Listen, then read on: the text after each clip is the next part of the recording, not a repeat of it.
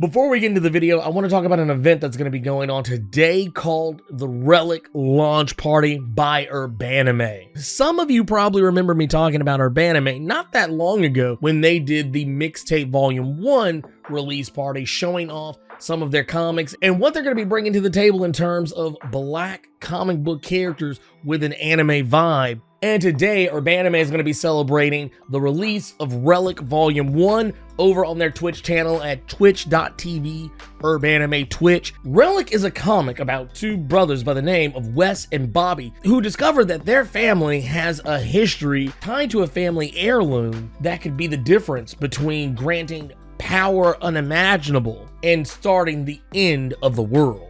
And these two brothers have to decide whether or not this family heirloom is going to bring them closer together or if they're going to allow it to tear them apart.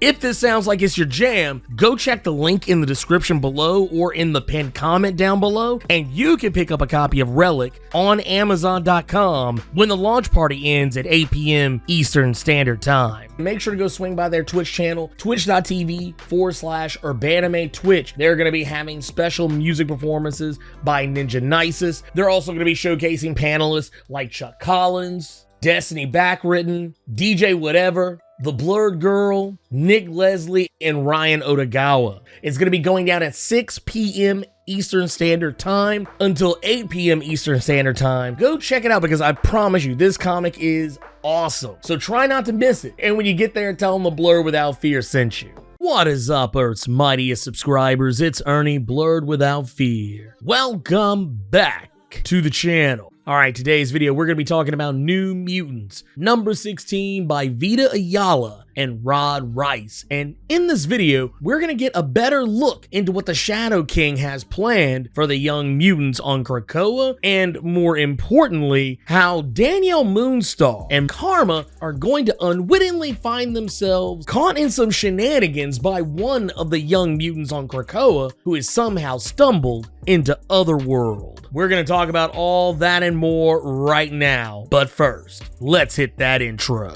Word to wise, grass only greener when it's fertilized.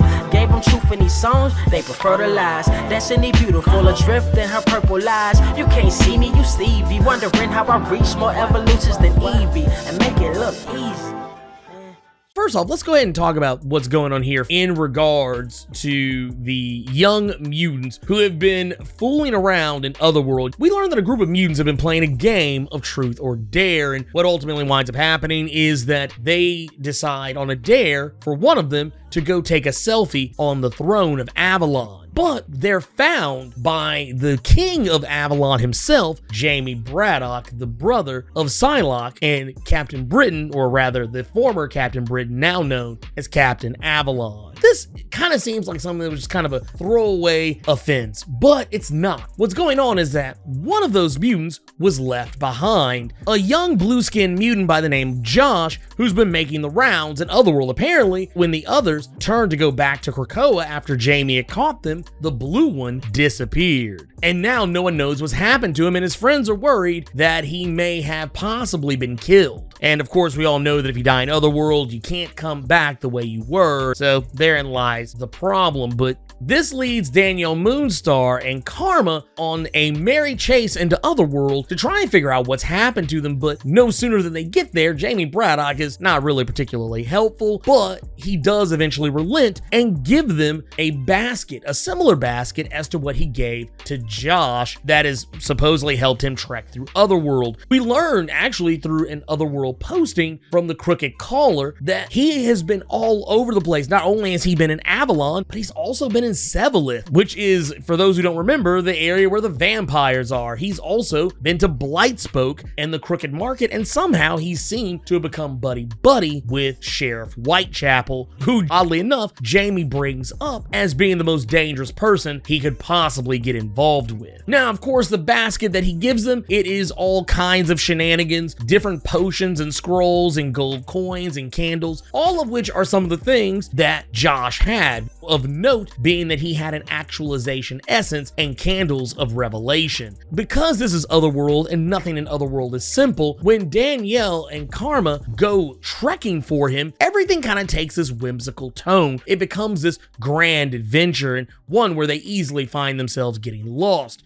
But it doesn't take too long after Karma revealing that she's kind of getting over some of the things that have been troubling her since before Ten of Swords began. We learn that they fall prey to a white rabbit, leading them directly to Merlin and the Holy Republic of the Fae, and as it turns out, he's not very interested in letting mutants go now. He's apparently become quite annoyed by the amount of mutants that he has come across lately, because not only has Josh snuck into Otherworld, but apparently other mutants have been doing it as well. They've been sneaking in and out of Avalon through the gate, and apparently it's become annoying. And now Merlin plans to make an example out of them, and seems like he's planning on executing them. Now, we do know that Josh is okay, because at some point we see him return to Sevalith, and whatever's going on, he seems to have gotten himself a nice little garb that would probably remind you of Link from The Legend of Zelda, and he seems to be riding on the back of a Velociraptor.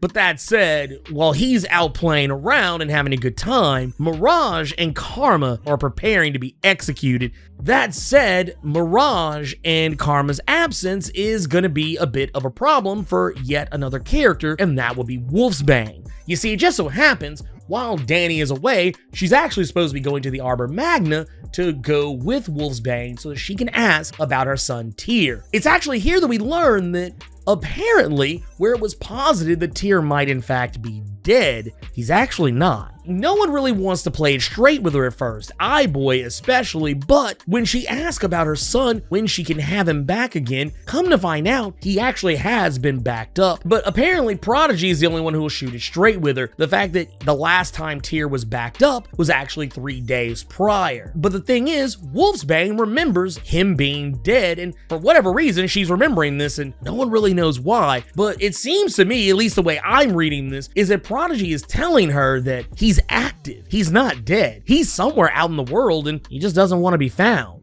But something that Prodigy brings up is that Tyr's backups aren't correct. Something's off about them, and it's not exactly the same as what's been going on with people who are backed up from Otherworld copies, but there's something about his Asgardian physiology, his god DNA that is in his body that is messing with the backups. Wolfsbane is suffering to trying to cope with the fact that if he is alive, that he's by himself and that he needs her. And at the same time, it's also one of those things, it's easier for her to think that he's dead, because if he's dead, it's easier to mourn and she doesn't have to worry about him suffering. The fact that he may very possibly may still be alive out there somewhere, but for one reason or another, the reality of what's happening right now and the lack of knowledge about Tyr's whereabouts is something that is probably going to haunt Wolfsbane for the foreseeable future until they could be reconciled.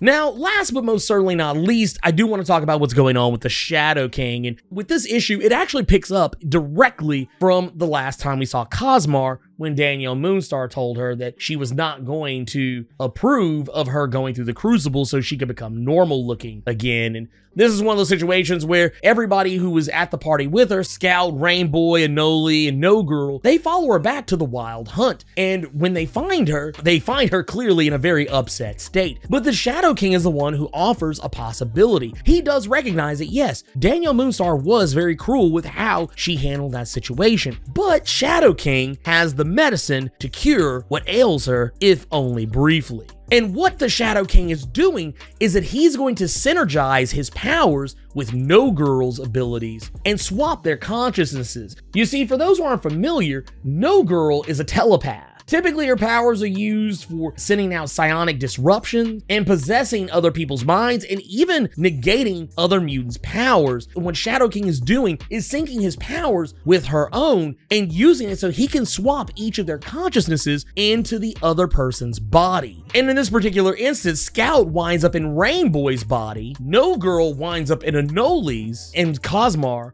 winds up in Scout's body. Now, the thing that gets kind of weird here is when, as they do this, the bodies begin to wither, something that Shadow King is kind of using as an experiment. It seems like he is somehow getting these kids, prepping them to see who could be the best possible candidate, or finding out exactly the right combination to sync all their powers to transfer himself into a new host's body, or whatever is going on, or maybe even to synergize all their powers and sap them indefinitely. It's really hard to say at this point because it's the Shadow King, and the Shadow King do what the Shadow King do. And even though, yes, this is just simply Amal Farouk, we can't discount the fact that he is still possessed by the Shadow King. But the thing that comes up of note here is the fact that, yes, they were dying while they were body swapped. And of course, Scout is the first one to take a look at No Girl and recognize that her brain looks withered. Now, of course, in all this, Scout is the one who is the most indignant about this because if they could have died, she is still under the impression that she possibly could not have been brought back. This is one of those instances where they kind of take this moment to, remind readers that just because people can die and be brought back, regardless of that, it doesn't change the idea that dying is still painful and is still traumatic and shouldn't be treated like it means nothing. Now, it seems like Scout is definitely instrumental in whatever it is that the Shadow King is planning, because when she storms out saying that she wants no more part in all of this, it does seem to disrupt his plans, though he doesn't seem to be all that bothered by it at the moment. But I'm pretty sure he's going to find a way to get her back into the fold. And of course, Cosmar is the only one who's really upset by this, because for the first time in a long time, she got to feel normal, or at least as close to normal as humanly possible. Now, one of the things I do want to point out here, and this is something that I feel is predatory behavior being showcased here in terms of Amal Farouk. Now, of course, this is obvious to anyone with eyes to see. Yes, he is preying on these children. But the thing that I find very interesting in the way that Vita Ayala is writing this is that they are showing us what predators do, how they train and groom their prey to be okay with the abuses that they perpetuate. Where even though the Shadow King did something to these children that could have very easily killed them, and actually in all reality was killing them, the thing that he was doing would have inevitably resulted in their death had it gone on any further. And even though Scout speaks up and she says that, yes, this is a problem, we should not be okay with this, everyone else is like, oh, well, it wasn't really that big a deal. And that's how predators are allowed to thrive, because they are grooming people in such a way that they're basically trying to make them think that everything that's happening is either perfectly normal or incredibly interesting or fun, even though what they're actually doing is abusing them. It was very clever writing on Vita Ayala's part. I really enjoyed this commentary here. Not just the commentary here, but even the commentary with the character Magic when she confronts the bullies who were bullying the other younger mutants in the previous issue, basically beating the brakes off them because they have this flippant attitude about whether or not they've done something wrong or any of that nature. But Magic beating the brakes off them to the point where she forces them to rebuild the habitat that they had destroyed, despite the fact that Krakoa could have rebuilt it itself exactly the way it was. It's not the point. The point of the matter is